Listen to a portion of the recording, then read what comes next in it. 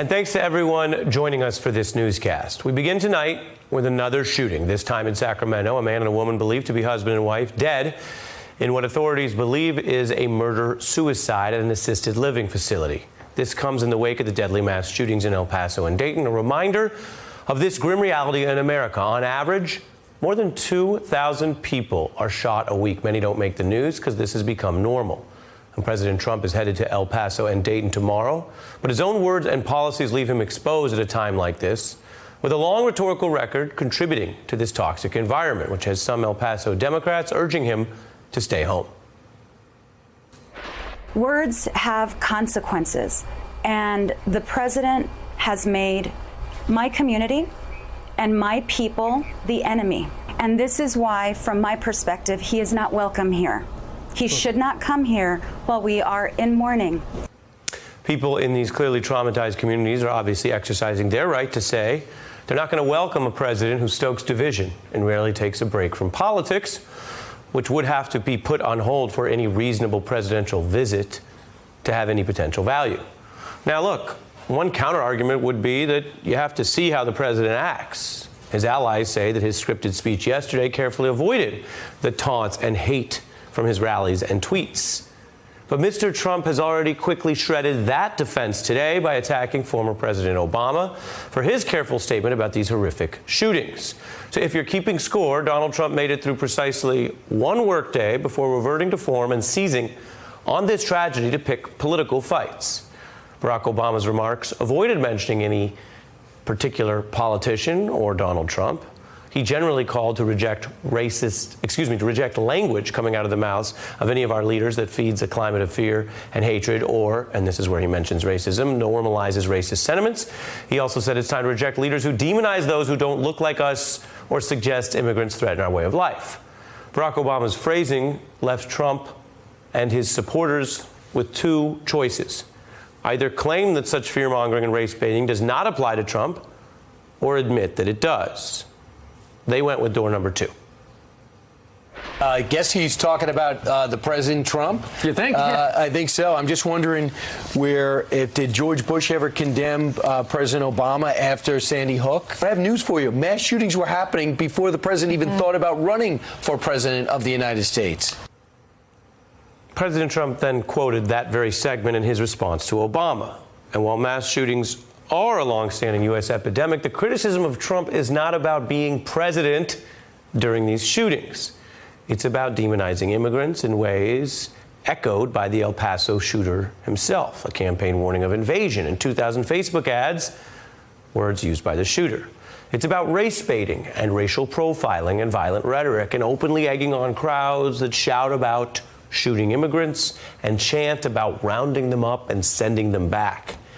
As we watch a president deploy the language of segregationists and embrace violent taunts that can spin out of control at any moment, tonight in America, Donald Trump's newfound call to condemn racism has become itself another touch point in this culture war. And let's be clear about what we're seeing. It's not because all of the words that Trump said on Monday are wrong.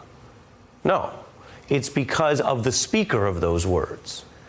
Even by the grim standards of 2019, it does still feel brazen to watch a man perform the theater of speaking out when he is only speaking out against his own recent words and deeds.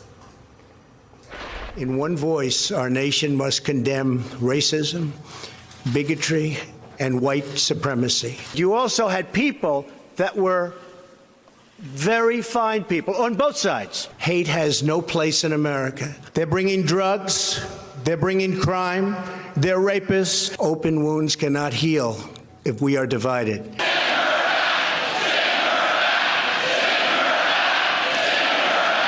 Now is the time to set destructive partisanship aside, so destructive, and find the courage to answer hatred with unity, devotion, and love. Yes, sir, we have barbed wire going up because you know what? We're not letting these people invade our country. I'm joined now by Juanita Tolliver, campaign director for the Center for American Progress Action Fund, Erica Andiola, chief advocacy officer for RAICES, the nonprofit group which provides legal services to immigrants in Texas, and Jess Morales Roquetto, the chair of the immigration rights group Families Belong Together. Erica, what do you do with that contrast? Ari, I'm a 32-year-old brown woman who grew up undocumented most of her life in Arizona. I know what racism looks like. I know what racism feels like, especially being someone who is openly undocumented and has gotten so many threats on social media after the president was elected in 2016.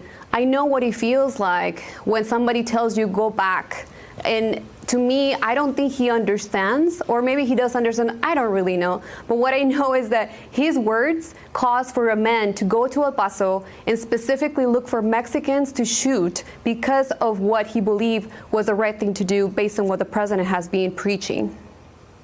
Juanita? Yeah, and there has been absolutely no recognition, no accountability for the impact of Trump's words. His words incite violence. His words motivate people to go out and target brown communities. And it's really problematic because there's nothing we can do until the president comes forward and comes to terms with this. I think when I heard his statement yesterday morning, I was like, wait, so Trump is condemning himself? Is he saying that his own words are what is wrong with what is happening in this nation?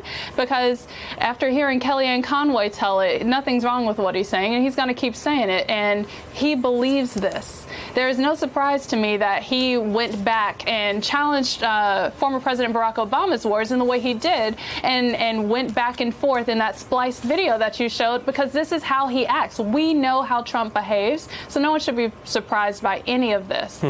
Well, you mentioned, is he condemning himself? And so, Jess, before I bring you in, I want to throw another thing in for all three of you, which is, how does the country in this tough time assess the credibility of what the president says? Because, as mentioned, there may be people, particularly if they're not as tuned in, who say, oh, well, what he said on Monday, who could disagree with that? And it goes to being clear enough and factual enough to understand the context that he disagrees with that. So it's not enough for him to just say it, which sparked a bit of a debate that I want to bring you all in on, not because of media, but because of what it says about how we deal with these things. The first edition of the New York Times, which I'm going to put up on the screen for folks, of the Monday speech began by saying Trump urges unity versus racism, a kind of a straight read. And if a different, more credible president had given that speech, that might be a reasonable headline. They got huge blowback for the reasons we're discussing. And they went with, and it was changed in time, as folks can see on the right side of your screen here, assailing hate but not guns. Starting back with you, Anita, because you brought up this point, what do you think of that shift, that blowback, this time in America where people are having to deal with the fact that the president regularly lies, regularly stokes racial division and hate, and thus that has to be factored into even any objective reference to something he says? Seeing that first headline really brought to life Beto O'Rourke's question to the media, WTF? What are you doing, and why does it take getting called out en masse for you to know better? Because the reality is, I think that initial headline came as though, like you said, Ari, it was from a president who doesn't have a record of calling Latinx communities and members of those communities rapists and murderers, doesn't talk about them as invading entities that are subhuman. So to have that headline be the takeaway that the New York Times went with, which was the headline which remained on newsstands today and was printed and delivered to homes across the country, is ridiculous. Jess?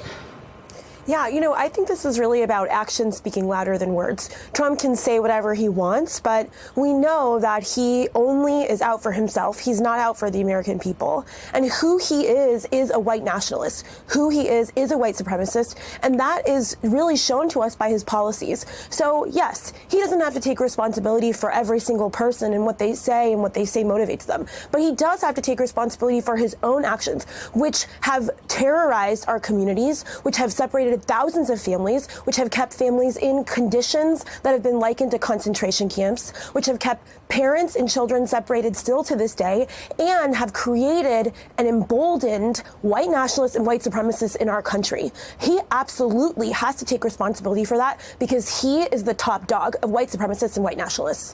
Well, and you mentioned what's being done, the actual policies, and so much of this is about the climate, and some of these shooters are responding to the climate, so that's a huge priority for us. We also want to dig in, and so stay with me, panel.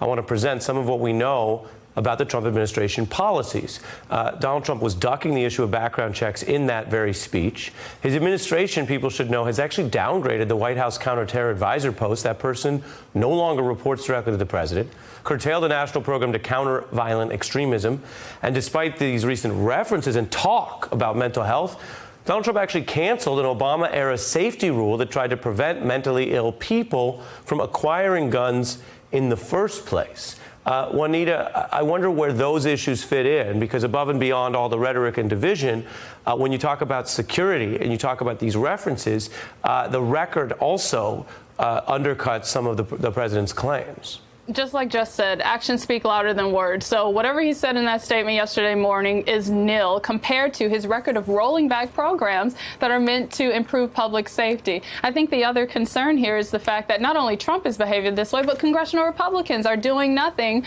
to improve the situation and prevent gun violence in our communities across the country. There hasn't been a vote taken on H.R. 8, which passed the House months ago, which would call for requiring background checks for any gun sales. And so I'm looking at congressional Republicans, Mitch McConnell, what is the holdup? People's lives are at stake. People are dying, and these weapons need to get off streets. Erica, I want to read to you as well from Susan Rice, a top Obama official, of course, with national security pedigree and also one of the highest ranking women of color in a recent administration. The headline is quite clear. When the president is a bigot, the poison spreads. She writes, when the president of the United States reveals himself to be an unabashed bigot, attacking minorities in his own country, America's ability to stand credibly against human rights abuses is thwarted in ways lasting and immeasurable. Erica. Yeah, absolutely. What he has done at this point, I think we have already seen that he has had an impact in, just his own policies has had an impact on millions and millions of people in the United States and at the border, and right now even in Mexico, there's a lot of people who are homeless right now because of his own policy of like the MPP or the return to Mexico. So his policies have definitely created chaos and a lot of pain for the immigrant community. But again, words also matter, and what he has been saying about us not only has taken lives in El Paso, but also has created this sense of just fear within our communities. And so everything that he's been doing has proven very differently to what he has been saying in the past few hours. And we're not going to stop until, we go to the elections in 2020 and that we can remind America who he is and what he's been doing. And at the end of the day, he's going to keep on catering to his base. But it is going to be our job to make sure that our communities come out to vote, that our communities come out and say, we're done with this. We're done with these policies. We're done with this rhetoric. We need better. Our communities of color need a solution, and we need to stop being attacked and being killed by people who listen to him. And Jess, a final thought from you on where we go from here, given what's been laid out. Yeah, I do think that this is incumbent on, we already know the president is not going to act for anybody but himself. And that means America is counting on Congress, and especially on congressional Republicans, to really take action, to do more than provide their thoughts and prayers, but to actually use their legislative power to ensure that Americans are safe and to ensure that guns get off of our streets. Jess Morales-Roquero, Erica Andiola, and Juanita Tolliver, thanks to each of you. Hey, I'm Ari Melber from MSNBC. You can see more of our videos right here, or better yet, subscribe to our YouTube channel below.